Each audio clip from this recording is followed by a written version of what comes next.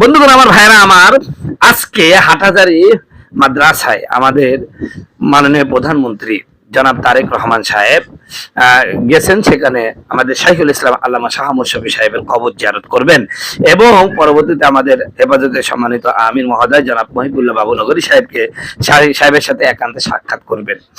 এবং আমি এইখানে একটা কথা বলি যে আমি হেফাজতকে অনুরোধ করব যে আমাদের আমির সাহেবকে, যে আজকে দেখেন আমরা ভালো করে পড়াশোনা করেছি, বিভাগে রেজাল্ট করেছি ভালো, কিন্তু আমাদের কোনো চাকরি বাকরি নাই। দেখেন যেখানে ওই স্কুল কলেজের থেকে তারা চাকরি করছে, আলিয়া মাদ্রাসা থেকে পাশ করে চাকরি বাকরি করছে, সরকারি বিভিন্ন জায়গায় তারা অবদান রাখতেছেন এবং তাদের যোগ্যতা স্বাক্ষর রাখতেছেন। আমাদের যোগ্যতা আছে কিন্তু আমরা সেই আমাদের যে যোগ্যতা আছে এটা প্রমাণ করার সুযোগ পাচ্ছি না। আমরা আশা করব হেফাজতের আমির আমাদের মাননীয় প্রধানমন্ত্রী থেকে এতটুকু আমাদের মাস্টার যে সমমানের যে সার্টিফিকেট দিয়ে হয়েছে, এই সার্টিফিকেটটা খালি নামকে অস্তে না হয়ে এটা যেন কার্যকর হয়, আমরাও যেন সব জায়গায় চাকরি বাকরি করতে পারি, এই সুযোগ যেন তিনি চেয়ে নেন। সে সাথে প্রিয় বন্ধুগণ, আমার ভাইয়ের আমার, আমাদের একজন হেফাজতের নেতা তিনি বলেছেন যে বিএনপি এবং জামাতের মধ্যে পার্থক্য হলো বিএনপি হেফাজতের আমিরের সাথে দেখা করতে যায়, হাটহাজারী মাদ্রাসায় কবর জিয়ারত করতে যায়, আর জামাত সেই হাটহাজারী মাদ্রাসায় আক্রমণ করে। যেখানে বিএনপি জিয়ারত করতে যায় সেই মাদ্রাসায় জামাত আক্রমণ করে। তাহলে জামাত আর বিএনপির মধ্যে পার্থক্য হলো জামাত হাটহাজারী মাদ্রাসায় কি করে? আক্রমণ করে। হাটহাজারী মাদ্রাসা নিরীহ আলেমদের প্রতি, উস্তাদদের প্রতি, এই মাদ্রাসার প্রতি আক্রমণ করে। আর সেখানে বিএনপি সেখানে জিয়ারত করতে যায়, দোয়া করতে যায়। এটাই হচ্ছে বিএনপি এবং জামাতের মধ্যে পার্থক্য। আপনারা বুঝতে পারছেন? তাহলে জামাত আমাদের কওমি মাদ্রাসার বন্ধু নয়, এরা আমার কওমি মাদ্রাসার ওই যে বন্ধু রাষ্ট্রের মতন শত্রু। বন্ধু রাষ্ট্রের মতন জামাত আমাদের কওমি মাদ্রাসার জন্য কি শত্রু, বিএনপি আমাদের জন্য বন্ধু। এজন্যই তো বিএনপি হাটহাজারীতে গেল জিয়ারতে, আর ওনারা কি করছিল? হামলা করেছিল, আক্রমণ করেছিল হাটহাজারীর উপরে। জামাত আর বিএনপির মধ্যে এটাই হলো পার্থক্য। এমনই একটা মন্তব্য ছুড়ে দিয়েছেন আমাদের হেফাজতের একজন নেতা। তাই যাই হোক, আমরা মনে করব যে আক্রমণ করছে, হয়তো ভুল বুঝেছে জামাত, এই জন্য আক্রমণ করেছে। তো জামাতকে বলবো আপনারা বিএনপি থেকে শিখুন। দেখেন আলেমদেরকে, কওমি আলেমদেরকে তারা কিভাবে মূল্যায়ন করতেছে। আপনার বট বাহিনী দিয়ে আমাদের কওমি আলেমদের যেভাবে গালাগালি করছেন, সি সি সি, মানে এমন কোন ফতোয়া নাই যে মহিবুল্লাহ বাবুনগরী সহ হেফাজতের কর্মীদেরকে দিচ্ছেন না। এই বট বাহিনীকে যতদিন পর্যন্ত আপনারা মানে কন্ট্রোল না করতে পারবেন, ততদিন পর্যন্ত এদেশের কওমি আলেমরা আপনাদের বিশ্বাস করবে না। আজও বিশ্বাস করবে না, কারো বিশ্বাস করবে না। তবে এতটুকু বলি, এদেশে রাজনীতির প্রেক্ষা পরিবর্তনের জন্য, রাজনীতির পথ, রাজনীতির চেয়ার পরিবর্তনের জন্য, ক্ষমতার পালাবদলের ক্ষেত্রে হেফাজতের ইঙ্গিত যথেষ্ট। ওরা যেদিকে ইঙ্গিত দিবে তারাই সরকার গঠন করবে, মনে রাখবেন। হেফাজত অরাজনৈতিক সংগঠন, কিন্তু হেফাজতই এদেশের কারা ক্ষমতায় যাবে কারা যাবে না এটা নির্ধারণ করে। আলহামদুলিল্লাহ।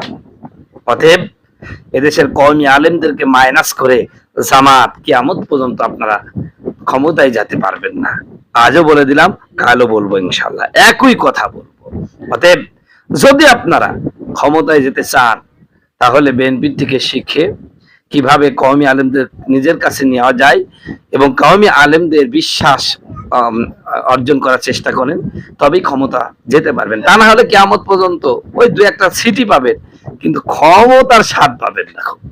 আমার বাবাজিরা 3 নাম্বার বলেছিলাম, বেনামাজি মানুষকে আল্লাহ 3 ভাগে বিভক্ত করবেন। এক শ্রেণীর বেনামাজি বড় লোক, বেনামাজি নেতা। 3 নাম্বার আমার আপনার মতন খেটে খাওয়া মানুষ, যারা দিন আনতে পান্তা ফুরায় যায়। গরিব মানুষ, পরের জমিনে কাজ করি, এখানে কাজ করি, ওখানে কাজ করি। এই গরিব মানুষগুলোকে ডাক দেয়া বলবে, তুই নামাজ পড়িস নাই কেন? তুই তো গরিব মানুষ, তোর তো আমি আল্লাহকে আরো বেশি ডাকার দরকার ছিল, কেন নামাজ পড়ি নাই? গরিব মানুষটা ডাক দেয়া বলবেন, আল্লাহ কেমনে নামাজ পড়বো বলো আল্লাহ, এমন দরিদ্রতা তুমি আমার প্রতি দিয়েছ আল্লাহ। দরিদ্রতার কষাঘাতে নির্যাতিত হয়ে এখানে ওখানে কাজ করে বিনেছি, নামাজের কথা বললে আর কাজে নাই না। ওগো আল্লাহ, ক্ষুধার যন্ত্রণা নিয়ে মানুষের পিছনে পিছনে দৌড়াইছি, এ কাজ ও কাজ করতে করতে নামাজ পড়ে নাই। আমার আল্লাহ ডাক দেয়া বলবেন, তোরেই শুধু গরিব বানাইছি মনে করছেন নাকি? এই পৃথিবীতে আল্লাহ, আমি আল্লাহ এমন লোককে এমন গরিব বানাইছি যারা তোর চেয়েও গরিব ছিল, কিন্তু জীবনেও আমি আল্লাহর হুকুমের অমান্য করে নাই। বলেন সুবহানাল্লাহ। এই বেনামাজি দরিদ্র মানুষটা তখন ডাক দেয়া বলবে, আল্লাহ আমার চেয়ে হতভাগা গরিব কে এই পৃথিবীতে? আমার বন্ধুগণ, আমার ভাইয়েরা, এই লোকটার বিরুদ্ধে আমার আল্লাহ রাব্বুল আলামিন কিয়ামতের ময়দানে একজন নবীজির সাহাবীকে তুলবেন, নাম হযরত আবু তলহা। এতই গরিব, একটা মাত্র চাদর, এই চাদরটা নিজে পরিধান করলে স্ত্রীকে উলঙ্গ থাকা লাগে বাড়ির মধ্যে, স্ত্রী পরিধান করলে স্বামীকে উলঙ্গ থাকা লাগে। এমনই গরিব মানুষ রে ভাই। আমার পর্দারের মা বোনেরা, আমার এতক্ষণ যা ওয়াজ করেছি শোনা লাগবে না বাবাজিরে, আপনার আমার এতক্ষণ ওয়াজ শোনা লাগবে না। এখন যে কথাটা বলবো একটু দিলের কানে শুনবেন, চোখটা দিয়ে দু চোখের পানি ফেলানোর চেষ্টা করবেন রে বাবা। আপনারা মনে করছেন হুজুর এত গরিব মানুষ সারাদিন কাজ করি কেমনে নামাজ পড়বো? হযরতে আবু তলহা এতই গরিব রে ভাই, একটা মাত্র চাদর, ওই চাদরটা তিনি পরিধান করে বাইরে যখন আসে, স্ত্রীকে বাড়ির মধ্যে উলঙ্গ থাকা লাগে। স্ত্রী যখন পরিধান করে স্বামীকে উলঙ্গ থাকা লাগে। ও কৈপালের মুসলমানেরা, আমি আপনাদেরকে জেগাই, এমন দরিদ্র মানুষ কি কৈপালের জমিনে একজনও আছে নাকি? আরো জোরে বলেন, আছে নাকি? হযরতে তলহা এত গরিব, তারপরও আল্লাহর প্রতি কোনো অভিযোগ নাই, নামাজের প্রতি কোনো উদাসীনতা নাই। হযরতে তলহা একটা মাত্র চাদর হওয়ার কারণে মসজিদে আগে আর আসতে পারেন না, সবার পিছনে মসজিদে যায়, সবার আগে মসজিদ থেকে বের হয়ে যায়। সাহাবায়ে কেরাম হযরতে তলহার এই অবস্থা যখন লক্ষ্য করলো, তারা মনে মনে বলতে শুরু করলো, তলহা বুঝি মুনাফিক হয়ে গেছে। জোরে জোরে বলা যাবে কিনা নাউজুবিল্লাহ? আমার কৈপালবাসী, হযরতে তলহা এত দরিদ্রতার মধ্যে নামাজ কিন্তু ছাড়ে নাই।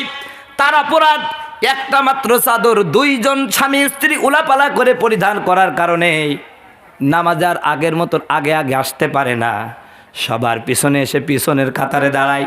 আল্লাহর নবী যখন সালাম ফিরাইয়া দেন, তখন তলহা আবার বাড়িতে চলে যান তাড়াতাড়ি। এই কারণে সাহাবায়ে কেরাম তাদেরকে বলল, তলহা বুঝি মুনাফিক হয়ে গেছে, আমরা যে মোটেও নামাজ পড়ি না, আমাদেরকে তাহলে কি বলতো? কথা বলছে নাকি? আমাদের কি মুসলমান বলতো নাকি ভাই?